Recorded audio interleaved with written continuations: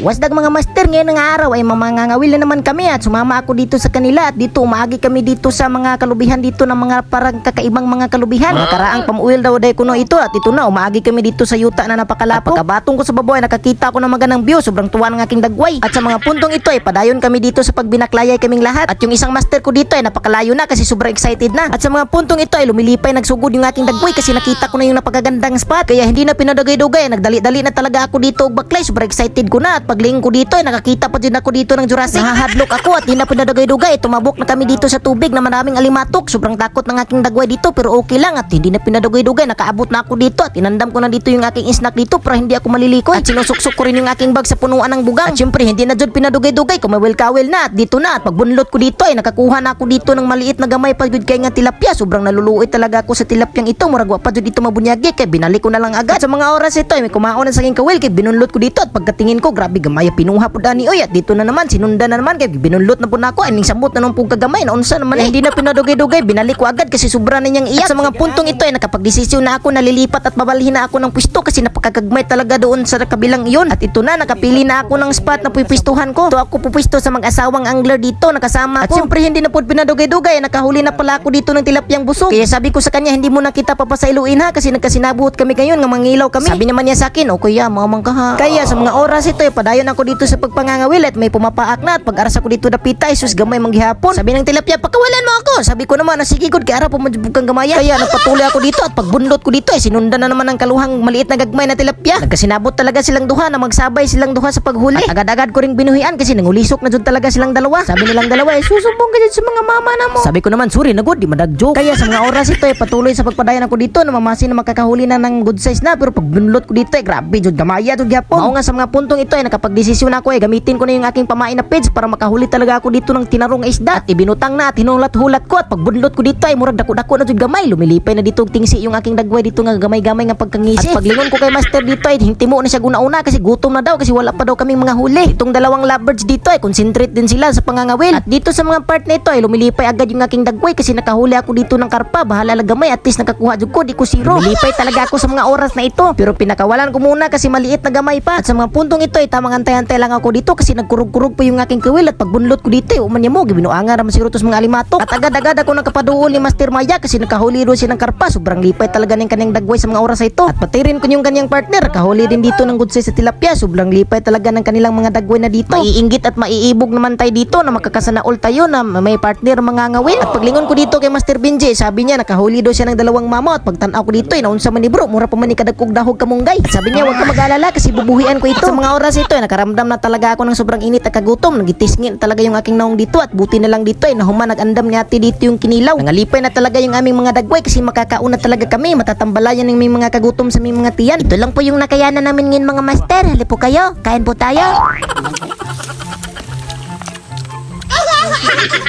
Bro, kayo mo magkana ipakita sa taga Cebu bro. Sa Cebu.